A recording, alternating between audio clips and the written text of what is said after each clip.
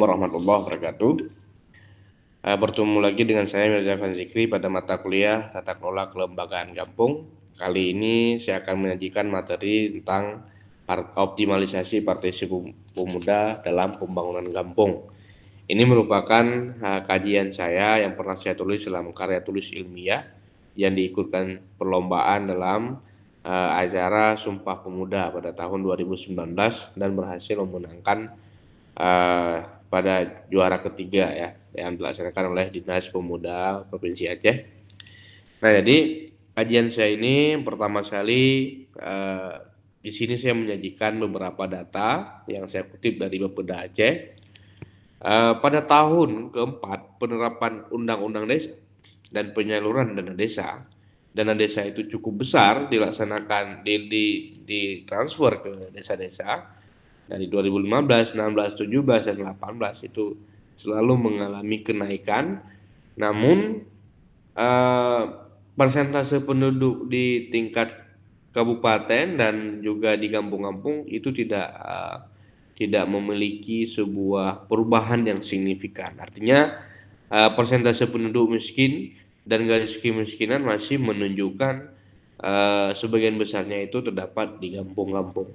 Bahkan persentase penduduk miskin di wilayah kabupaten atau di wilayah pedesaan itu rata-rata di atas 14% ya.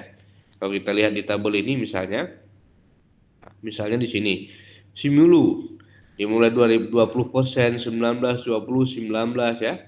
Kemudian di tahun terakhir ada 19, 21, 14, 14, 14, 15, 19, 19. Nah, jadi di atas 14% ya.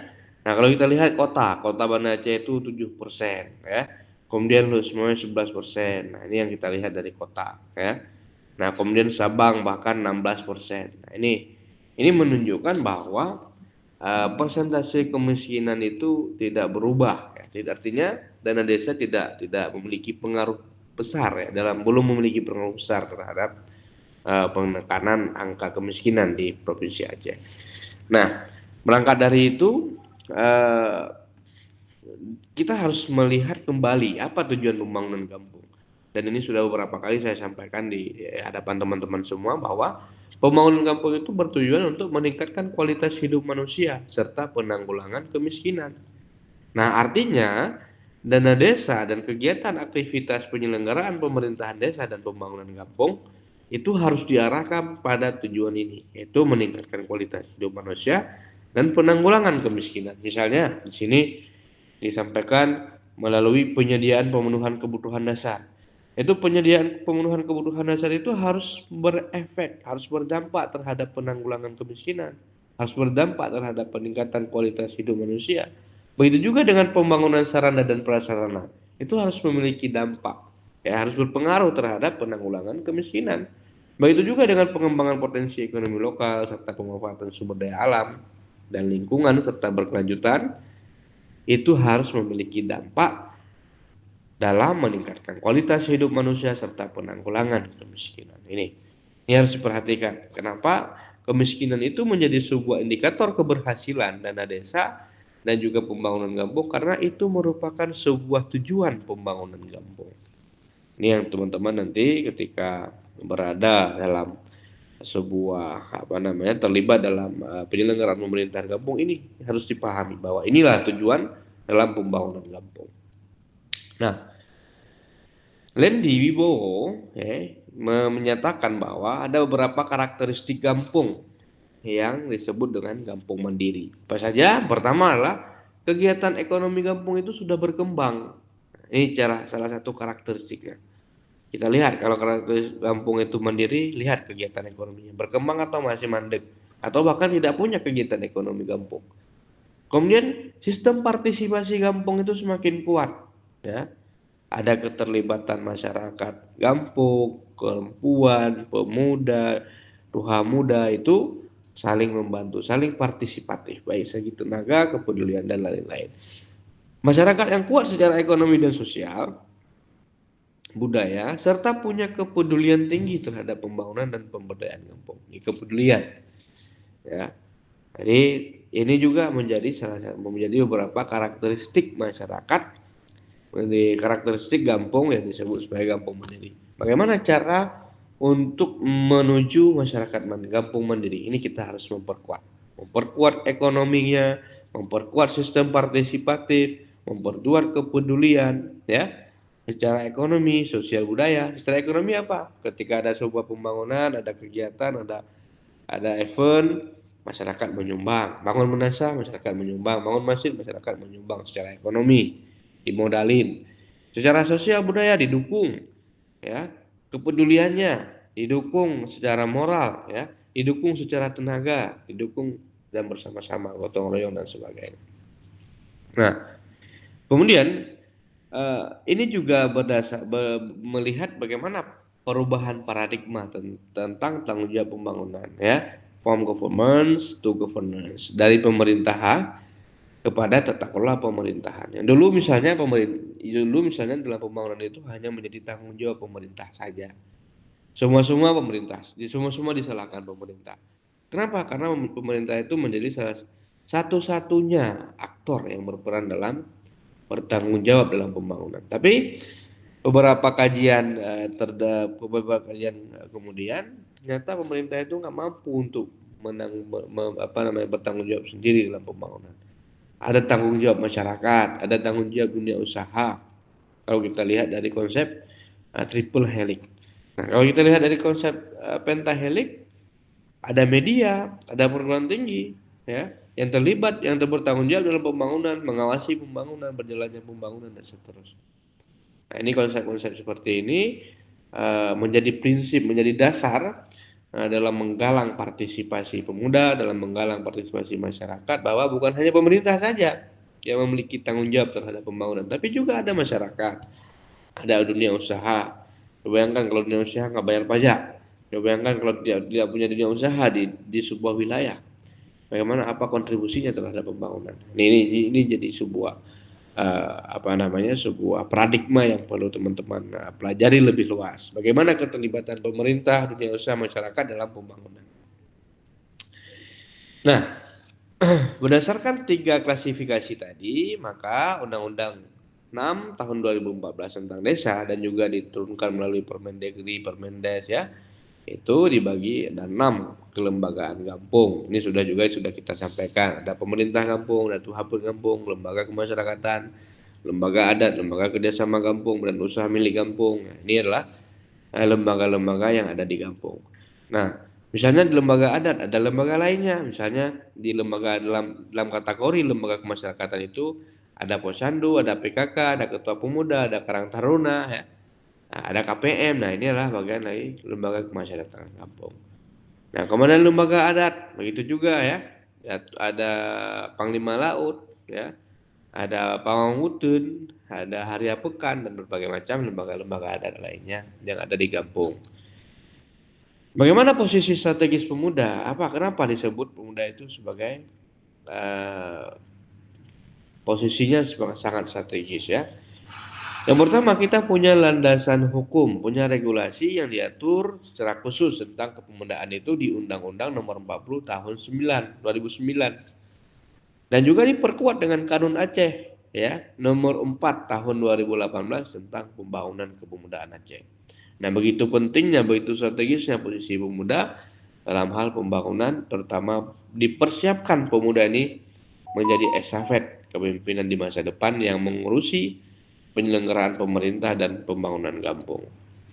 Pemuda sebagai unsur penting dalam masyarakat kampung, partisipasinya perlu ditingkatkan dalam pembangunan serta kelembagaan kampung agar terbangun sinergitas pembangunan menuju kampung mandiri. Harus dibangun, harus terlibat teman-teman sebagai pemuda, ya, mahasiswa harus terlibat dalam pembangunan perangkat, ya. Nah, bagaimana peluangnya? Kita lihat di sini, ya, dari 6 lembaga masyarakatan tadi, lembaga kelembagaan kampung tadi itu ada peluangnya yang dijamin ataupun yang yang disebutkan dalam undang-undang, baik itu undang-undang desa dan undang-undang lainnya, ya. Misalnya sebagai kepala desa Gesi, dilihat dari ketentuan usia berdasarkan undang-undang desa, Gesi itu minimal berusia 25 tahun. pada saat mendaftar. Nah, artinya kalau dilihat dari Undang-Undang Kepemudaan, pemuda itu adalah 16 sampai dengan 30 tahun. Artinya kita masih berpeluang 25 tahun bisa mendaftar KISI. Ya. Kemudian Tuhaput. Tuhaput itu lebih lebih rendah lagi. Paling rendah itu 20 tahun atau sudah pernah menikah. Misalnya 15 tahun kita menikah. Nah, ini udah bisa.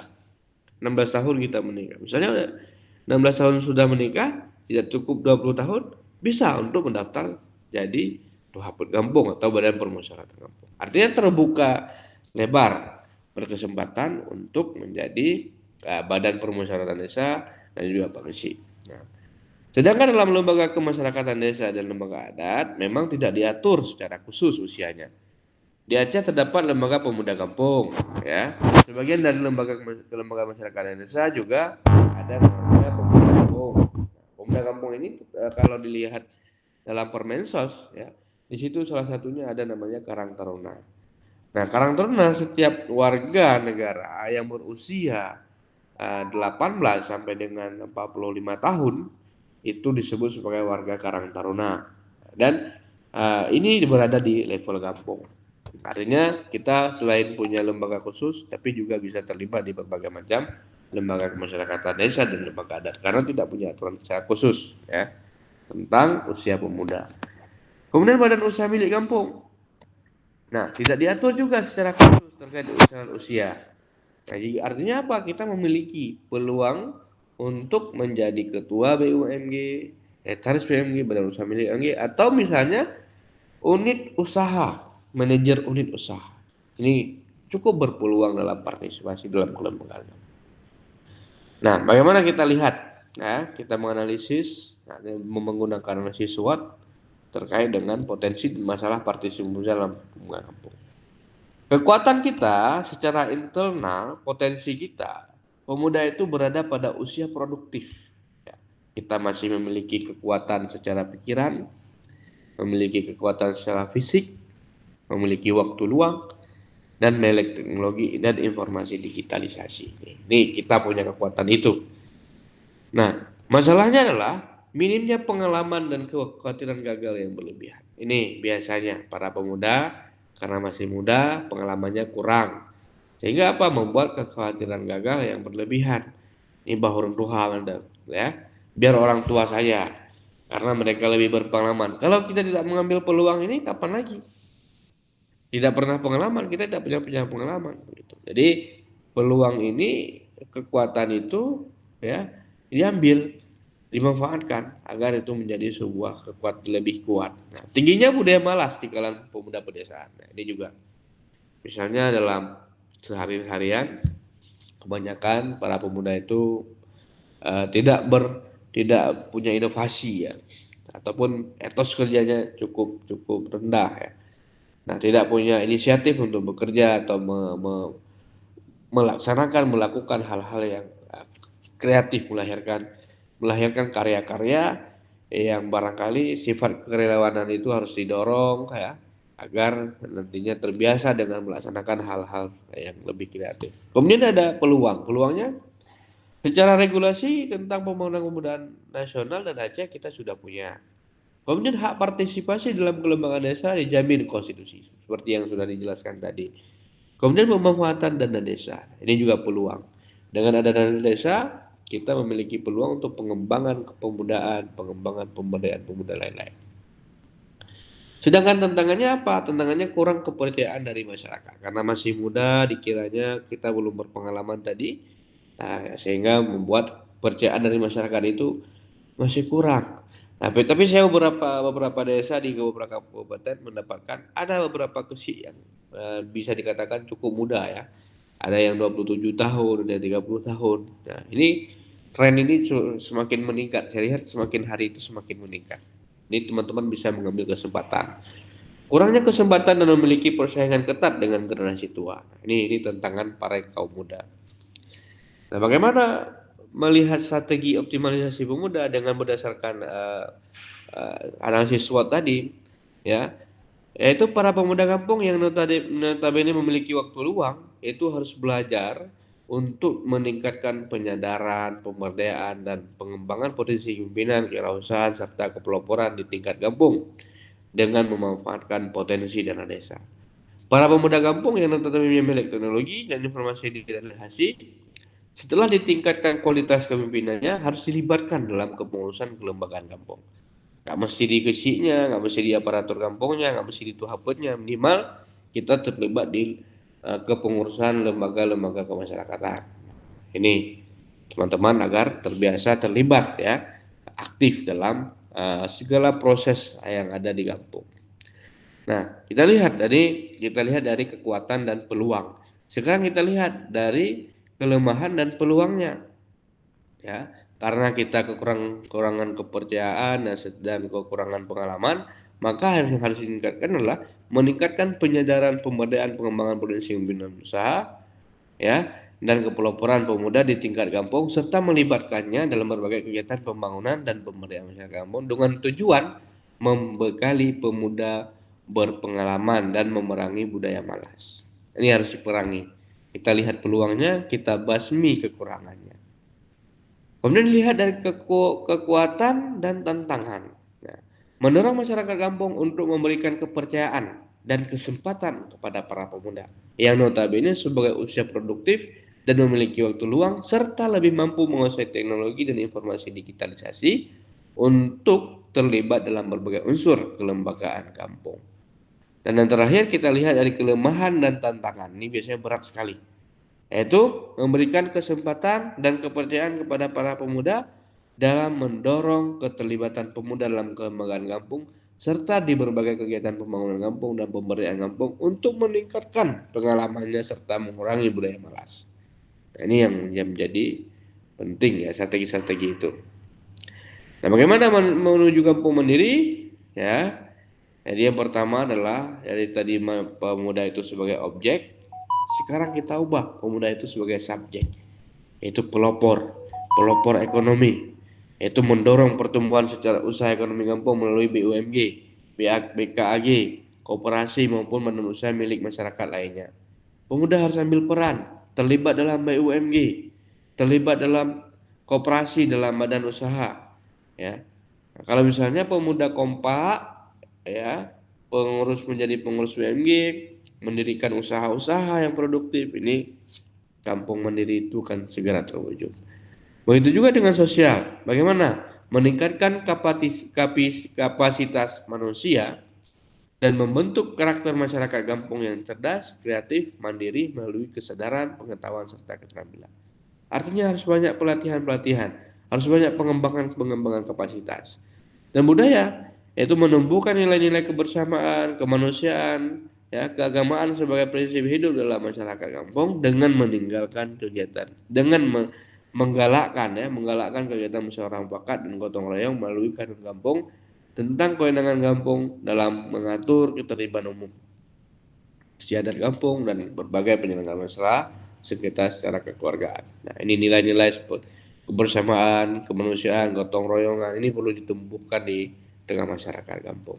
Kesimpulannya, ya, secara regulasi peluang partisipasi pemuda dalam pembangunan kampung sangat positif. Hal tersebut dibuktikan berdasarkan hasil uji petik regulasi yang mengatur terkait syarat usia warga atau masyarakat sebagai pengurus di kelembagaan kampung. Dari 6 kelembagaan kampung yang disebutkan dalam Undang-Undang Desa menunjukkan tidak ada yang membatasi peluang partisipasi pemuda dalam kelembagaan kampung. Nah, ini cukup besar ya peluang pemuda terlibat dalam kelembagaan kampung. Yang kedua, optimalisasi partisipasi pemuda dalam pembangunan kampung dapat ditempuh dengan berbagai strategi, yaitu meningkatkan upaya penyadaran, pemberdayaan, dan pengembangan potensi kepemimpinan kewirausahaan, serta peloporan pemuda di tingkat kampung dengan memanfaatkan potensi dana desa. Yang kedua, para pemuda kampung yang notabene melek teknologi dan informasi digital, serta setelah ditingkatkan kualitas kepemimpinannya melalui pelatihan, harus dilibatkan dalam kepengurusan kelembagaan kampung. Yang ketiga, melibatkan pemuda dalam berbagai kegiatan pembangunan dan pemberdayaan masyarakat kampung dengan tujuan membekalinya dengan pengalaman dan memerangi budaya malas. Dan strategi yang keempat adalah mendorong masyarakat kampung untuk memberikan kepercayaan dan kesempatan kepada para pemuda untuk terlibat dalam berbagai unsur kelembagaan kampung. Nah, yang terakhir yaitu pemuda harus dilibatkan sebagai objek, sasaran maupun subjek sebagai pelaku dalam upaya mengembangkan keberdayaan dan pembangunan masyarakat melalui kampung mandiri. Dengan indikator berkembangnya kegiatan ekonomi kampung, makin kuatnya sistem partisipasi masyarakat kampung, serta terbangunnya nilai-nilai sosial, ekonomi, budaya, serta punya kepedulian tinggi terhadap pembangunan serta pemberdayaan masyarakat kampung. Nah, ini adalah beberapa kesimpulan yang bisa disampaikan. Demikian saja untuk pertemuan hari ini.